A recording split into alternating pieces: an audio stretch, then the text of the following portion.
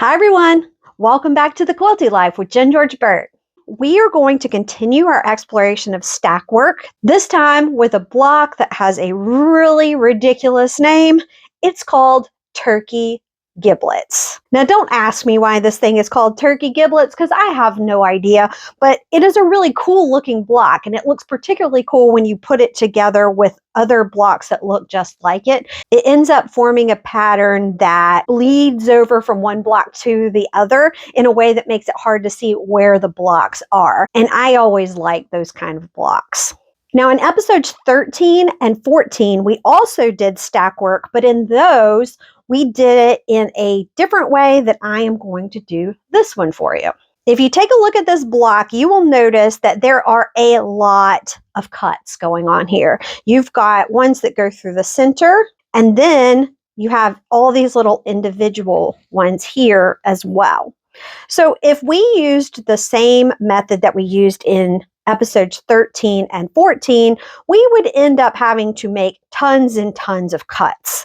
And we would end up having a lot of pieces to try to keep track of, and maybe our lunch trays wouldn't even help us contain the madness. So if we divide up this entire block into 4 pieces like this, 1, 2, 3, 4, we notice that it's this sub block. You take it and you rotate it a quarter of a turn each time, and you end up with the full block. I have the sub block printed here. So as you can see, it goes like that. And then you rotate it a quarter of a turn, and then you rotate it a quarter of a turn, and then you rotate it a quarter of a turn. That means we can just make 4 of these, and then we can get our whole block. So let's get started. Remember when you're doing stack work that you look at it first to determine how many fabrics there are. And in this case, it's obvious there's just 2. There's a dark and there's a light. So I have decided to work with these 2 fabrics. There's a dark blue and a light blue. And since we want to end up with 4 total blocks that look like this, we need to pull out 2 squares of the light fabric and 2 squares of the dark fabric. We'll then pair them up, 1 light and 1 dark, and then each of these stacks will give us 2 total blocks that look like that. So one thing to note is I could pile all of these up into a stack of 4 and cut them all at the same time. But I'm going to cut them one at a time because that will give me a little extra wonkiness, and it will also prevent me from having to cut through so many layers of fabric, which can sometimes get a little tricky. So we're just going to cut this one like this. Now, before we start cutting, remember that the point of stack work is to pile up your fabric into a stack and then cut it on all the seam lines. You'll then be able to mix up your pieces and have two color blocks that are mirror images of each other. So in this case, I am going to use a ruler.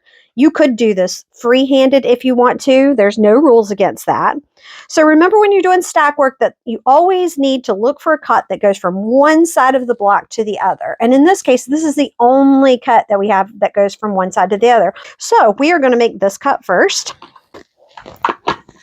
And now we need to go in here and make these 4 subcuts. So we're going to split this apart like this. And then we're going to look at, let's make this cut next.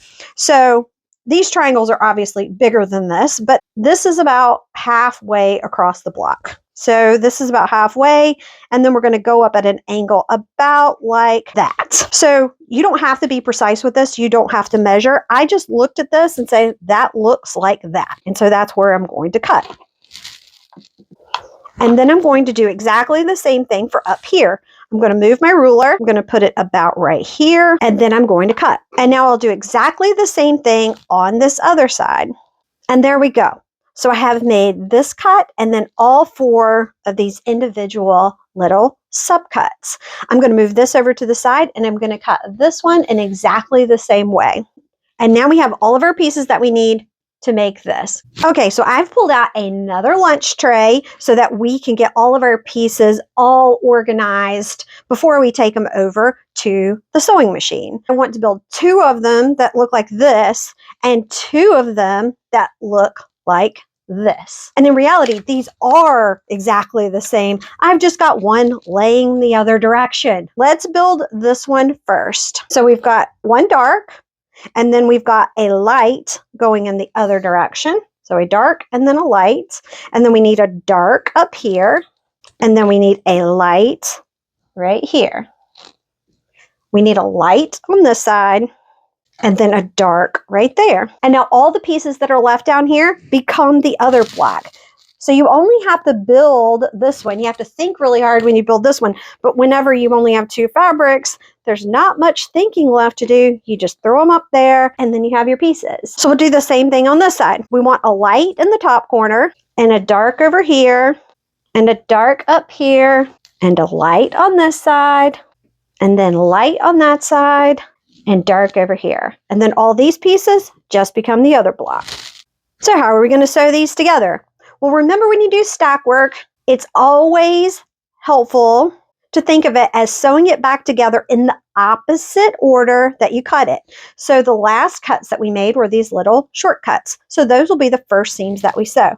In other words, we're going to sew these 2 dark pieces onto this and these 2 light pieces onto that.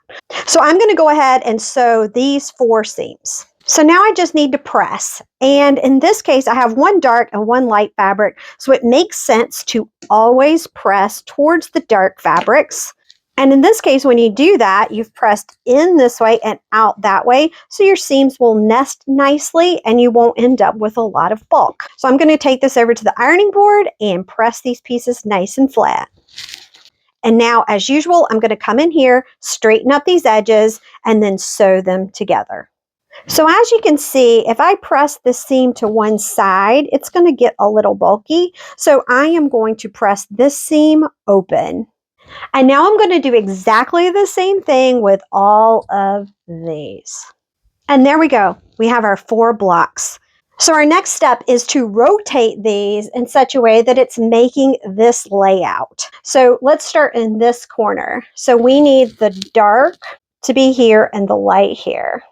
The other thing that we can look at is just think this light needs to be in the top corner because that makes it easier. Then in this one, we turn it this way. It gives us the dark here, the light there, and the light pointing in that direction. This one here, it's already going the right way because we have the light and the dark and then the light pointing in that direction. And then this one we rotate here because we have the dark and then the light is pointing off that way. So this is our orientation. So now we just need to sew these together. And I think I'm going to do that by sewing these 2 together and these 2 together and then sewing the halves together. So I'll do that now. This seam's going to get bulky if I try to push it to one side, so I'm going to press that seam open. And now I'll do the exact same thing with these. And then the last seam, we just need to straighten each of those up and sew them together. And as with most of the other seams in this block, we're going to press this one open. So as usual, after I have pressed the whole block, which is hiding under here, I then set my big tailor's clapper on top of it to make sure that it's nice and flat. So you ready for the big reveal? Here it is. Isn't she pretty? And the great thing is that the seams are nice and flat on the back. We don't have a ton of bulk. There is going to be bulk here in the middle because frankly, there's just a lot of points coming together, but we have done our very best to attempt to not have it any more bulky than absolutely necessary. We would, of course, now come in and trim off the sides. If we needed this to be a very particular size, we could obviously do that, or we could just come in and freehand this and get it straight-ish. So depending on what you are going to do with this block afterwards, you can make the appropriate decision for your project. So as you can see, this really does have the look and feel of the original turkey giblet block, but it's not perfect. You don't have that perfect octagon shape in the middle. There's some gaps. Some things are bigger or smaller, but I actually think this looks even cooler than the original block. When you put a lot of these together, it will feel like they've sort of settled into this arrangement instead of being super precise and on purpose. It will force the viewer to look all around and it won't get bored looking at this quilt ever.